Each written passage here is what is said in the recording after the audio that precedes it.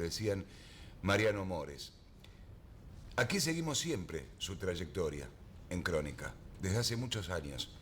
Y quien tal vez lo conoció más que nadie y compartió con él momentos y hasta fue el que más lo entrevistó, es nuestro compañero Juan Pablo Guerri, que está con nosotros y que también está triste y conmocionado por esa noticia, ¿no? Sí, sin dudas, Carlos. El comenzar las horas con la muerte de Ernesto Baffa, tan poquito para el mundo del tango, y esa conmoción que provocó la partida del bandoneonista, ahora encontrarse con que uno de los referentes del tango, esto hay que decirlo y hay que marcarlo, y que además ha sobrepasado el género en sí, porque es un hombre que si al de a pie, al que no tiene un vínculo directo con el tango, al que quizás no escuche mucho tango, sí, si le hablas de Mariano Mores sabe de quién le estás hablando.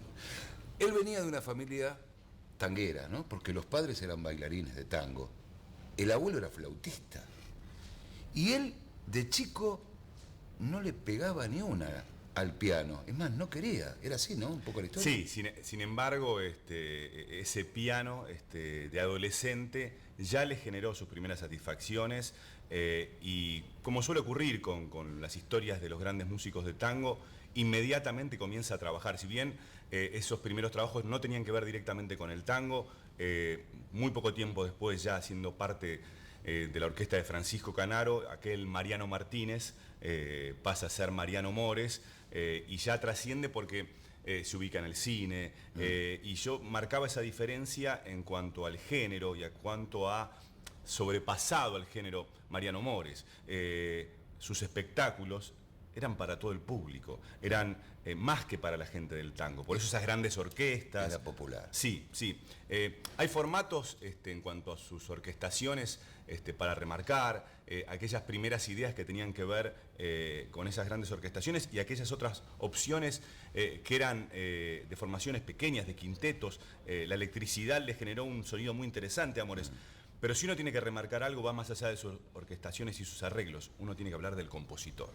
Bueno, y vos que fuiste uno de los que más lo entrevistaste, ¿qué puedes decirnos de la intimidad de Mariano? ¿Cómo era Mariano? Un hombre muy respetuoso. El vínculo que se establecía a pesar de la continuidad. Crónica ha seguido su carrera en los últimos años en cada presentación que hacía Mariano. El Luna Park, en imágenes que vemos, el Colón, y él siempre tenía un tiempo, sí, siempre recibir en su casa, ¿no? A Crónica también era una repetición casi vinculada con el afecto, y en eso me gusta marcar lo que es la familia de Mariano Mores. Gabriel Mores, su nieto, hoy es el presente de la música de su abuelo. Leía él en las redes sociales, ya lo despedía, adiós abuelo querido, te voy a extrañar mucho, pero tu recuerdo y tu música estarán siempre en mí. Gracias por tu ejemplo de vida, que en paz descanse, decía Gabriel. Y Gabriel hoy, y hace ya bastante tiempo, además de ser parte, lo vemos ahora en estas imágenes, siendo parte de la orquesta, se presenta en un espectáculo hace ya bastante tiempo con la música de su abuelo. Y yo hablo de la familia porque es inevitable hablar de Nito, su hijo, y ese dolor tremendo que lo llevó toda la vida, y él siempre quería ese espacio para su hijo, en sus espectáculos, para contarle a la gente quién era, para quien no conoció a este joven talento que era Nito Mores. Y volviendo a la persona, ese hombre siempre muy amable, muy contundente en cuanto a las amistades. Si se vinculaba con alguien, no tenía miedo de hablar de esa amistad y se quedaba al lado de esa persona. Vos hablabas recién de él, ¿no? De la familia Mores. Y yo te diría el clan Mores. Sí, así se lo llamaba. Clan. Así se lo llamaba. ¿Y cómo es esa familia, Juan? Y el escenario la muestra, porque él siempre tuvo un lugar hasta, bueno, sin dudas hoy el rostro reconocido popularmente de la familia Mores es Mariana Fabiani. Claro. También conmovida con esta partida. Claro.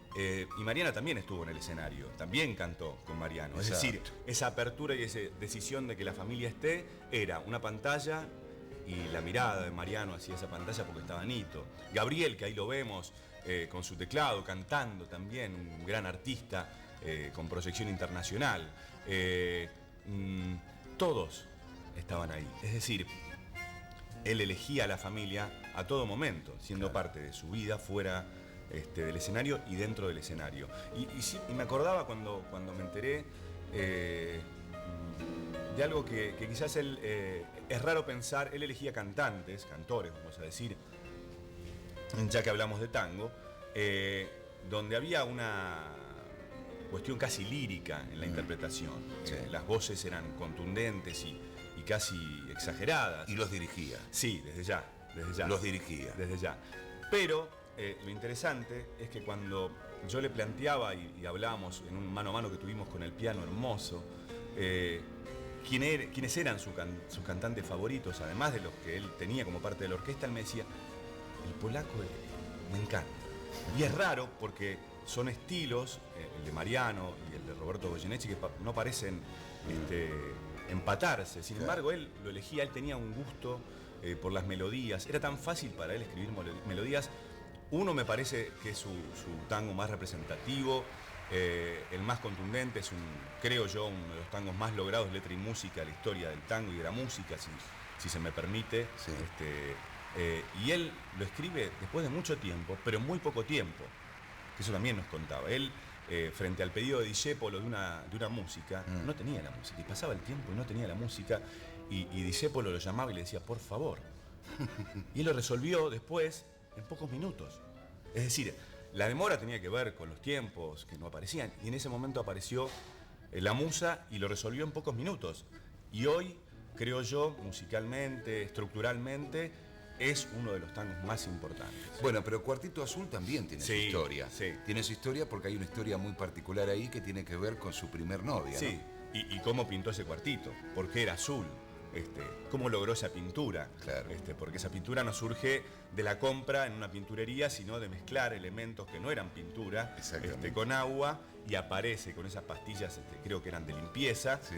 El color finalmente del cuartito. Hace muy poquito, creo que fue la última vez que se lo vio en público a Mariano, que fue hasta allí, fue muy lindo verlo, al Cuartito Azul, porque hay una placa que ha permitido cuidar ese cuartito que ha quedado en Palermo, si no recuerdo mal, con el cuartito de su vida, de su primera vida, ¿no? de aquel que tenía que ganarse el mango. Y además ese departamento, pintado de esa manera, estaba en un lugar que él lo había buscado específicamente para estar cerca de esa novia. No era en cualquier lugar, creo que si no me equivoco era en Villa del Parque. Yo tengo la duda de si era en la calle Serrano, pero bueno, Me parece que era Villa del Parque. puede ser. La audiencia no lo sabe, pero Juan Pablo es un gran bailarín de tango, además de ser un compañero nuestro y gran cronista. Y era difícil bailar taquito militar, esa milonga y encima en el piano con Mariano, ¿no? Sí, es interesante la mirada de los bailarines y la decisión de Mariano Mores de siempre presentar una pareja de baile en sus espectáculos. Más de una pareja, pero en particular los Ocampo. Sí. Mónica estaba allí, la hija de Larrabal, ¿no? Sí, sí. Bueno, los Ocampo siempre estuvieron. Si uno habla de los espectáculos, volvemos a esta idea de la amistad y del respeto de quienes estaban cerca de él. Sí. Los Ocampo siempre estuvieron junto a él y el tango siempre estuvo presente en el escenario. Claro. De la misma manera que las voces eran grandilocuentes, esa mirada del escenario y del tango bailado también tenía lo mismo.